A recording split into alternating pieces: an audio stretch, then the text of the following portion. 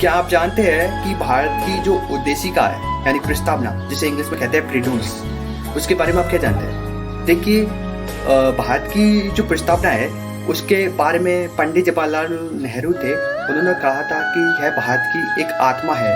वहीं जो के.एम. मुंशी है, उन्होंने प्रस्तावना को भारत की कुंडली कहा था। इसके अलावा बहुत ही सारे राजनीतिक हुए हैं जिन्होंने प्रस्तावना के बारे में अपने जो विचार है, अपनी जो आइडियोलॉजी है वो प्रस्तुत की है। प्रस्तावना को प्रारंभ में कहा गया था 1960 में एक केस आया था बैरूवाड़ी केस में कहा गया कि प्रस्तावना भारतीय संविधान का एक अंग नहीं है, इसलिए प्रस्तावना में किसी भी प्रकार का संशोधन नहीं किया जा सकता है। संशोधन करने का जो अधिकार है वो संसद यानी जो विधायिका है उसको बिल्कुल नहीं दिया गया था कि प्रस्तावना में कोई भी इसमें संशोधन नहीं कर सकता।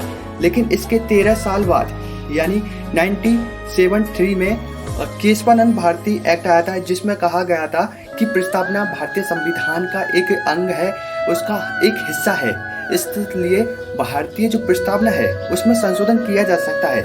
इसलिए प्रस्तावना में पहली बार 42वां संविधान संशोधन अधिनियम 1976 में किया गया, जिसके तहत भारतीय जो प्रस्तावना है उसमें समाजवादी, पंथ निरपेक्ष और देश की अखंडता जैसे शब्दों को जोड़ा गया था।